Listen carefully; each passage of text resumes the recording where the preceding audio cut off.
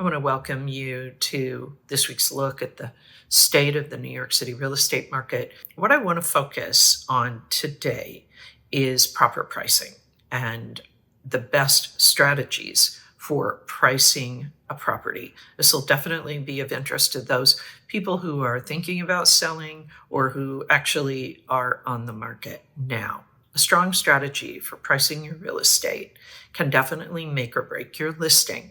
With interest rates rising and with properties sitting on the market longer, it is more important now than ever before to know how to price your property to sell. So again, whether you're just getting ready to launch your property to come on the market, or perhaps you are thinking about a price reduction because the price that you have put on your property isn't really working for you, you're definitely going to want to stick around for this information.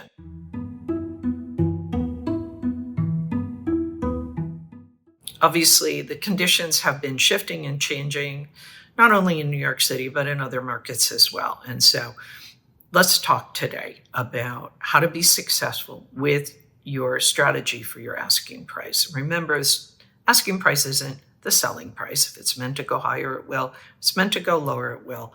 It is a strategy that you need to get buyers in the door, get them excited about making offers on your property and hopefully even competing for it. That is how you will make the most money. There are really only 3 effective ways of pricing a property, and which strategy you choose is very much dependent on market conditions. The first is an ambitious asking price. That is a strategy that is used when it is a seller's market and there's a lot of demand for properties. It involves pricing a property higher than the comparable properties in the area. It is a bit risky. It might limit the pool of potential buyers. It may also lead to longer time on the market. However, it is a very effective strategy if, again, as I say, it is a seller's market. And seller's market means not a lot of inventory, lots of buyers, a lot of buyers competing for properties, kind of desperate to buy. Those are the conditions in which, as a seller, you can be ambitious with your asking price. The second way of pricing is kind of at the market, meeting the market kind of where it's at, understanding that every property is different. You still want to be sure you are best in class.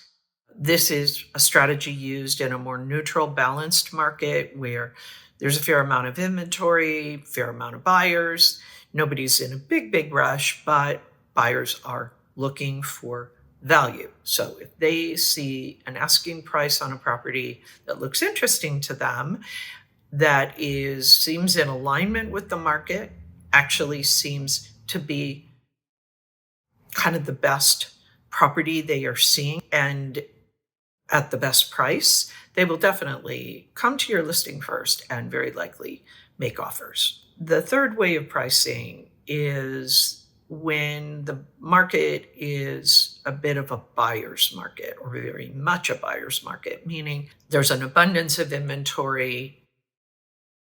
There are buyers in the market, maybe not as many, but for sure buyers have lots and lots of choices. The strategy here would be to underprice the property in terms of the asking price based on the comparables.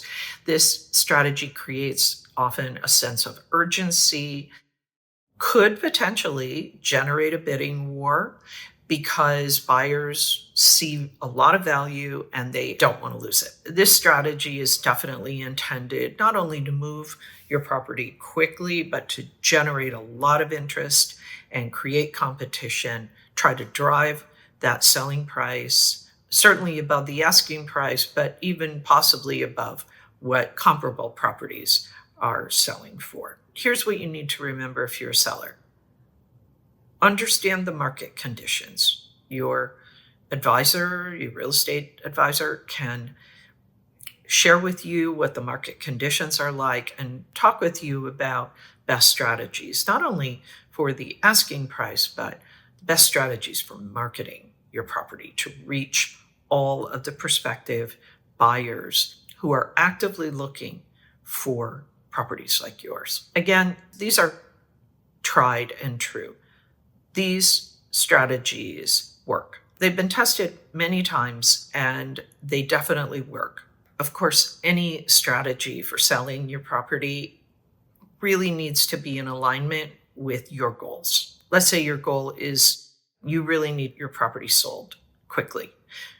Not only because we know that's when you make the most money, if you get it sold in the first 30 days, or at least in contract in the first 30 days, but it's also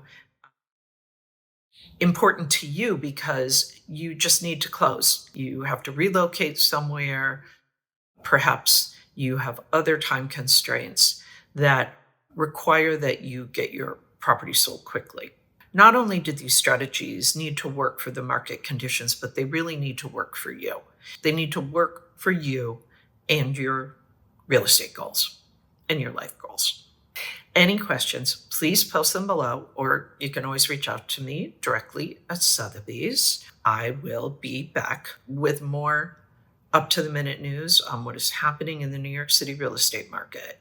In the meantime, take care.